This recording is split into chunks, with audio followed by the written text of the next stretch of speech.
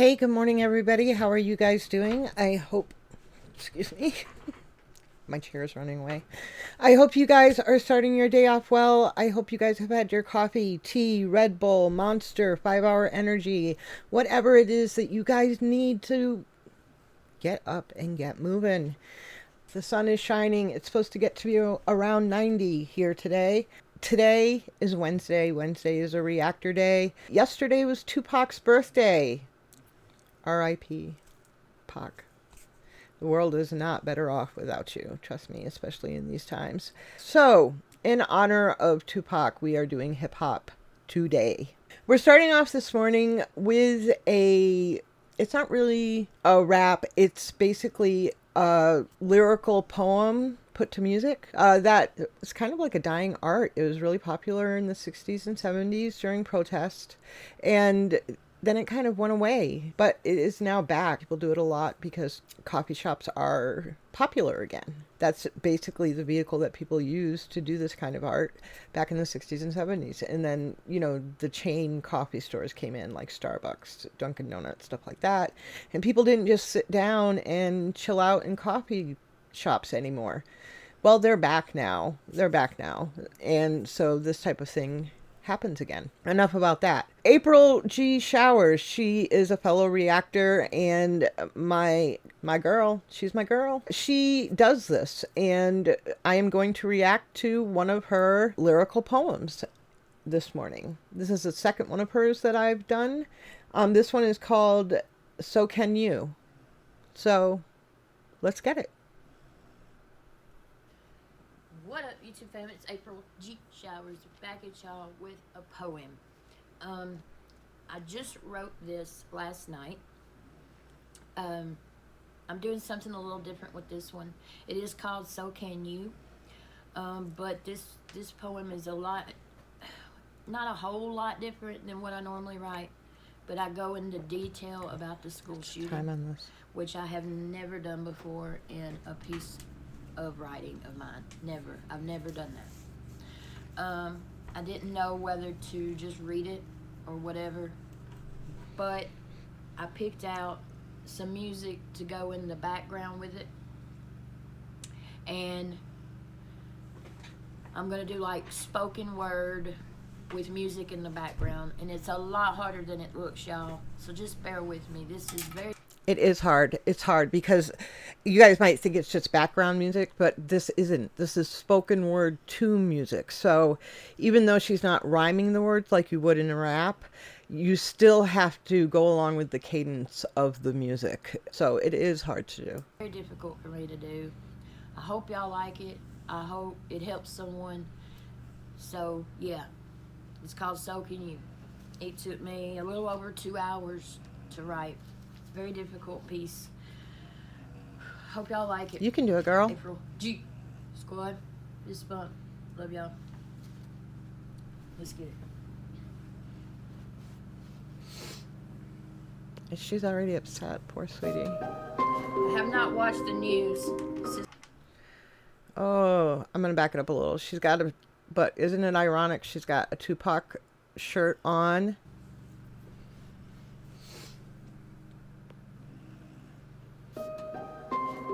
Watched the news since November of '95 when the school shooting happened and my best friend didn't survive. It was a Wednesday morning, just a normal school day, around 7:50 a.m. when we heard shots in the hallway. At first we thought it was a prank, some kid just acting dumb, setting off firecrackers. Then everybody started to run. My best friend and I were in the hall. She had just bent down to get water from the fountain. Then again, we heard that sound. He had just shot 2 teachers in the other hallway, then rounded the corner and held the rifle up to aim. His target was another teacher standing by me and my friend. He aimed and took his shot and hit her by accident. I glanced down the hallway. There he stood in a... I'm sorry. Can you imagine? I just can't. And we've talked about this subject many times about how children today, I believe the reason why there is such an enormous amount of young adults suffering today with anxiety, PTSD, depression, unlike any other generation, is because I believe children start to experience those mental health issues in childhood, because immediately they know that they're not safe at school, they're not safe on the playground, they're not safe walking around because of mass shootings and other things. And they grow up in an environment where our country has been at war for almost 20 years now. So it's like terror is a real thing, and their parents know about it and live in it. And there's also a bit of projection onto the children, because their fears they project onto their child. Every parent does that, right? Now, like in my generation, we were allowed to like play outside until the lights came on and stuff like that. But what was the biggest fear back then? Stay where I can see you, or, you know, whatever, don't go here, don't go there, don't talk to strangers, because kidnapping was like, your parents, my parents, I know, my mother projected her fear of her children being kidnapped onto us. So we were afraid of being kidnapped. Well, nowadays the fear is mass shootings, or someone going into your school and shooting it up, or, you know, don't go here, don't go, you know, so it's like that fear is projected on the kids. So I think the kids today, by the time they're in young adulthood, they have PTSD. They don't feel safe anywhere. They have anxiety because of these things. And, you know, she's talking about this experience she had when she was in school of being involved in a mass shooting, a school shooting. And can you imagine? I mean, I've had it done in war where my best friend's been next to me and been killed, but I'm a soldier. They're not soldiers. They're kids in school. Oh my God, sweetie, I'm telling you. Bus together. Little did we know the day before that our lives would soon change forever. I remember getting back on the bus, just staring out the window, wondering if she was all right the entire way back home. Oh my God. The next thing I remember, I was sitting on the couch, listening to the news and radio with my mom in our house. Miss Foster passed away. Miss Yancey survived. A gunshot wound to the head, still in shock. I not cried. I just sat there waiting for an update on my friend. With every news report I heard, I thought, is this really happening? That's another thing, like adults, and I'm guilty of it, but do you remember back when you were kids, if something happened, adults will they flitter around you taking care of everything, but they don't include you in the conversation. So you're left there sitting wondering what happened or what's going on, or, you know, and you start to feel that anxiety as a kid because the adults know what's happened, whether it be something to a family member or something. And so they're flittering around, you know, furiously, and you're just sitting there wondering what's going on. And even if you like speak out and say, hey, what's going on? They ignore you because they're too busy going on, taking care of it. And they don't include you in the conversation. And, you know, that's what she's saying right here. You know, this happened to her and her friend, and then they just usher all the kids. They want to clear the building. Once the building's been cleared, they usher all the kids onto the school bus, and she gets home and she still has no idea, is her friend alive or dead? She's not being included in the conversation because she's a kid. Oh my God, I just can't imagine. Sweetie, I'm telling you. Back on the bus, just staring out the window, wondering if she was all right the entire way back home. The next thing I remember, I was sitting on the couch, listening to the news and radio with my mom in our house. Miss Foster passed away. Miss Yancey survived. A gunshot wound to the head, still in shock. I not cried. I just sat there waiting for an update on my friend. With every news report I heard, I thought, is this really happening? All of a sudden, On the radio, I heard them say her name.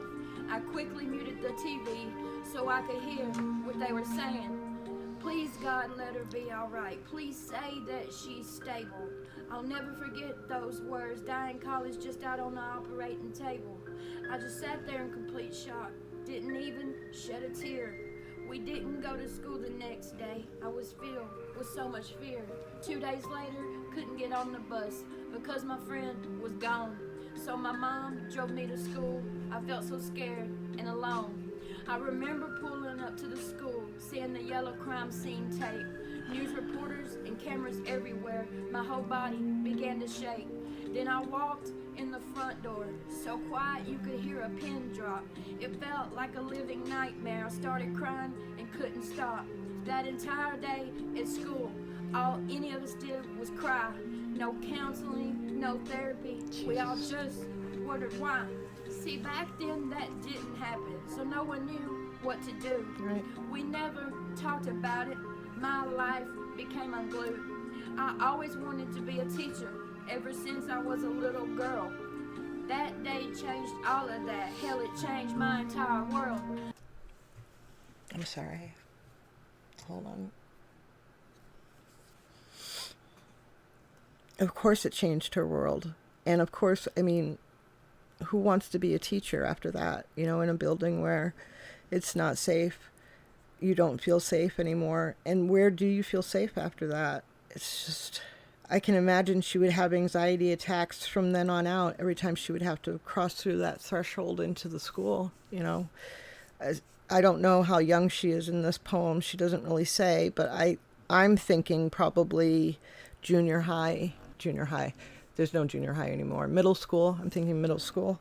But she's right. Back then, you know, they didn't have. Today, they have counselors, like not guidance. Yes, everybody has a guidance counselor, but guidance counselors are basically in schools to help you through to the next level, like to college and stuff like that. I'm talking counselors like school social workers or mental health counselors, stuff like that. Every school has one these days. And I think it's because of this, exactly what she's talking about. Now there are counselors. But yeah, back then there wasn't. It was like you saw the guidance counselor. The guidance counselor would see the parents and recommend that the kid go to therapy. But there was no in-school therapy like there is today. Today there is in-school therapy for kids. I don't know that I would go back to school, to be honest with you, if I were her, after experiencing something like that. Or if she does go back to school, how does she then cope? You know, I had a lot of traumatic stuff happen to me. I coped by abusing substances and becoming a drug addict. But you guys know that. I've been in recovery for over 20 years now. So it's like, how do you deal with things like that? I'm not laughing at drug addiction. What I'm saying is that's a very real possibility about how do you deal with things like that? How do you deal with school after that? There are really sad and dangerous avenues that someone could go through to deal with things if the right path is not put before you, I guess. If you don't have the right support system around you to help guide you in dealing with something like this, and you're kind of left to your own devices as a kid. Look, okay, I'm going to go into professional mode for a minute. Children's frontal cortex, the frontal lobe, where you make all your decision making and reasoning skills, is not fully developed until you're in your 20s and in some cases 30. So they're not going to make the best decisions. And so as mature as a kid can seem in middle school and high school, they still have the capacity of poor decision making because their reasoning isn't fully developed at that time. That's why you need to have the right support system around your children or you when you're at that age. And if you experience something as traumatic as this. She's breaking my fucking heart, by the way. Didn't happen, so no one knew what to do. We never talked about it. My life became unglued. I always wanted to be a teacher ever since I was a little girl. That day changed all of that. Hell, it changed my entire world. I began having flashbacks. daily panic attacks. Yeah. Didn't feel safe anymore, wanted my friend and my life back. Diagnosed with PTSD, the anxiety I could not escape. Didn't know how to handle it, so I began to self-medicate. Started smoking weed at 16. See? Felt some relief at last. It helped me to not have to feel the pain and grief from my past. Smoked it daily over 10 years and started trying new things. Being an addict was never a thought, or the consequences it brings. Got pregnant in 07, and I quit it all. I did it for my child though, and never thought I would fall. Had to have a C-section. The doctor gave me a prescription. I took them like I should at first. It quickly turned into addiction. Fast forward nearly... Okay. Oh my God. I'm sorry I keep pausing it, but if I don't pause it, I'm going to turn into a blubbering fucking mess, and I don't want to do that. Like I said, I made poor decisions as well. I experienced a lot of trauma in my childhood, and to deal with it, I became an addict, and I had a child very early on. I was 15 when I had my first son, and I quit everything when he was born. But then something traumatic happened when he was 2 years old, and I self-medicated again. I began to use again until I met my first husband and got pregnant for my second son, and then I sought out treatment. Our stories, in a way, are so fucking similar, but she's breaking my fucking heart. Oh my God, I want to reach through the screen and just give her the biggest fucking hug right now. But I have to keep pausing it, guys, otherwise I'm just going to start crying.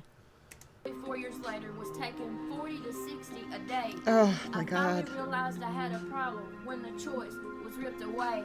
I was a functioning addict, a nurse, a mom, paid my bills. No one knew how bad it was. My best friend was the pills. My phone rang in 04. It was my dad with some news. He said they found something on my little brother's brain, my mind I was about to lose. We went to a lot of doctors trying to find the answer. We were all devastated when they said, "We're so sorry, it's brain cancer." At that time, my brother was just 11. I had not had my son yet, so I just take more and more, so the pain I could forget. He then went into remission, but me, I stayed addicted. I was so angry at God, I felt I deserved to be afflicted. So anyway, back to 2011, my son was then 3. I finally swallowed my pride and talked to my family. I went to rehab that August, so ashamed and full of guilt. But I knew I had to do it, so my life I could rebuild. I was there for 3 months, missed my son's 4th birthday. Felt like such a failure, but I stayed there anyway. Yeah. By then my little brother was 17, and the cancer had come back. God, what else can possibly happen? Can you please cut me some slack? I came home that October. Everything felt so strange. Been addicted to drugs over 15 years. My whole life had to change. I got a sponsor, worked the steps, and it changed and saved my life. But recovery hasn't been easy. Been No, too it's much not. pain and strife. My little brother passed away. Watched him take his last breath. Thought nothing would be worse than the shooting and my best friend's death. But boy, was I so wrong. I just wanted to be dead. So 6 months after he died, I put a gun to my head. The only thing that stopped me from killing myself that night was the thought of my son or mom finding me, so I knew I had to fight. I put the gun up and fell to my knees, crying out to God for help. God, please let me know my brother's okay. Help me to help myself. I'd been up over 48 hours, so I laid on my left side in bed. I was half asleep, half awake, still wishing I was dead. When all of a sudden, out of nowhere, I felt someone's hand grab my right shoulder. I was confused, trying to understand. Then I saw my little brother's beautiful eyes, so bright and blue, up. Ooh, okay. Oh, fuck. I've attempted suicide several times in my life. The first time I was 10 years old. What 10-year-old child wants to commit suicide? What is going on in that child's life? and screaming for help so badly that a 10-year-old child wants to commit suicide. And not only that, that the family doesn't even do anything about it or doesn't care. That was my first attempt. Now, I'm not going to talk about the attempts in between, but my final attempt at suicide, I purposely OD'd, and I would have died had a friend of mine not stumbled across me. I wasn't expecting anyone to find me or anything. I made sure of that. But he just happened to stumble across me, and I was pronounced dead in the ambulance. They DOA'd me, but when I got to the hospital, I was paddled back to life. And to that, my parents didn't show up or anything. They just called me when I was there, and they said, my mother said to me, your father's insurance will cover this, but as of now, we're completely done with you. We don't want to have anything more to do with you. I was 18 at that time. That's also the last time I ever used any drug, ever. Was after that overdose. Whew. But I also believe in spirit. I believe what she's saying. She's saying her brother came to her when she was at her lowest point. Her brother came to her. I believe that. I believe in that. And she's also breaking down. She's starting to cry now. Oh, girlfriend. I was dead when all of a sudden, out of nowhere, I felt someone's hand. Yeah. Grabbed my right shoulder. I was confused, trying to understand. Then I saw my little brother's beautiful eyes, so bright and blue. Up in the clouds, I felt him hug me, and I knew God had answered my prayer and let me know he was okay. Yeah. I sat up crying tears of comfort for the first time since he passed away. I then went back to nursing. Not gonna lie, it was hard, but I knew it's what I needed to do to get me out of the dark. Then a year later got a call. My big brother was very ill. I thought, here we go again. Is this seriously God's will? I then watched him take his last breath, February 2018. Why's my family going through this? It was so hard to stay clean. Then I began having medical issues, could not work anymore, lost my home, my peace of mind, and just cried out, why me, Lord? My son and I moved in with my mom. I was in a state of bad depression, stayed isolated in my room, writing in music was my therapy session. Then I found these things called reactions, while binge watching YouTube, loved every minute of it and thought, this is something I could do. However, I was very hesitant due to my physical looks, my age, my teeth, just everything. So my head, I just shook. But I kept on watching them. No Life Shack was my inspiration. Then went to a live stream one night and that chat and script work were my motivation. Then November 10th, I did my first reaction. I was so very nervous, but it brought me satisfaction. Now here it is 6 months later, and I am now April G. Showers. Never thought this could happen. Yeah. I just watching YouTube for hours. I never thought I'd be a 40-year-old YouTuber with nearly 3K subs. So if you're feeling hopeless, I'm proof of what can happen by not giving up. Yes, I have many haters. I'm told daily I'm wasting my time. But I know I'm doing what I'm meant to do, and no one will ever change my mind. Yeah. So if you're feeling alone, depressed, lost, and worthless, I've been there as well, and I promise you have a purpose. Don't listen to the negativity. Always keep pushing through. I guess what I'm trying to say is if I can do it, so can you. Yeah. Yeah, girl. That was very difficult. I'm like shaking. So that was So Can You. Did the best I could. I hope That was good. y'all like it. I hope it helps someone. It pretty much speaks for itself. This was very, very difficult. Y'all let me know in the comments what y'all think. Be honest. Like this video on your way out. A lot more important than you think. Please subscribe to my channel. April G Squad. Fist bump. Love y'all. And I'll see y'all just a little bit. Peace out. Peace out. Yeah. You guys go on down to her. Make sure you guys go on over to her channel when you're done with this video and show April some love. Not an easy thing to do, what she's just done. She bared her entire soul. She bared her entire soul and truth. She spoke her truth. And what do I say to you guys? If you speak your truth and live in your truth, you can never go wrong. And that is what she has done and what she is doing. So show her some love. So I have mad respect for April. That was not an easy thing to do at all. I tend to share a lot of my history with you guys through my videos, you know, not all at once in bits and pieces. She's had a hard history. You know, I say that, man, she got it. She got to me.